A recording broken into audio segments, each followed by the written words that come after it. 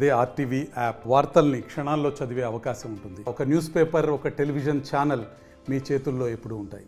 ఉమ్మడి కరీంనగర్ జిల్లా వ్యాప్తంగా 2 వేర్వేరు ఘటనల్లో 2 మహిళలు బలవన్ మరణాలకు పాల్పడ్డారు. జగిత్యాల జిల్లా ధర్మపురికి చెందినటువంటి సమ్మయ్యకు రాజన్న సిరిసిల్ల జిల్లా బోయినపల్లి మండలం విలాసాగర్కు చెందినటువంటి శ్రీవాణికి 15 సంవత్సరాల క్రితం వివాహం చేయడం జరిగింది.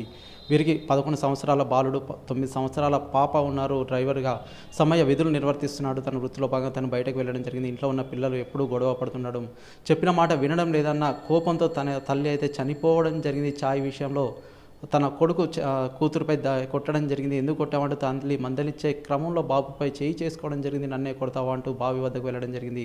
నేను చచ్చిపోతా అంటూ బెదిరించడం జరిగింది. నువ్వు చావడం ఎందుకు, నేనే చేస్తా అంటూ ఇంట్లోకి వెళ్ళి ఉరి వేసుకొని తల్లి చనిపోవడం జరిగింది. ప్రస్తుతం ఈ ఘటనకు సంబంధించి వారి కుటుంబ సభ్యులు కన్నీరు మున్నీరుగా విలపిస్తున్నారు.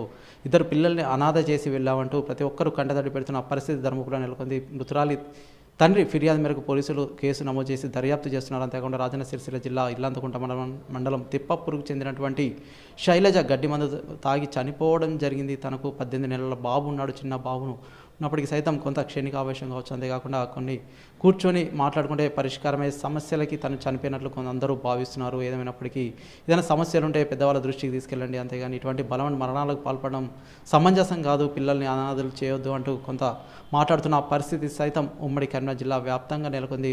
శైలజను హుటాహుటిన ఎల్లారెడ్డిపేట ప్రైవేట్ ఆసుపత్రికి తరలించారు. తరలించే లోపే తనైతే మృతి చెందడం జరిగింది. దీనికి సంబంధించి సైతం పోలీసులు కేసు నమోదు చేసి దర్యాప్తు చేస్తున్నారు. Vote studio. మరిన్ని వీడియోస్ కోసం ఛానల్ ని సబ్స్క్రైబ్ చేయండి. లేటెస్ట్ అప్డేట్స్ కోసం వాట్సాప్ ఛానల్ ని ఫాలో అవ్వండి. ఆ లింక్ డిస్క్రిప్షన్ లో ఉంది.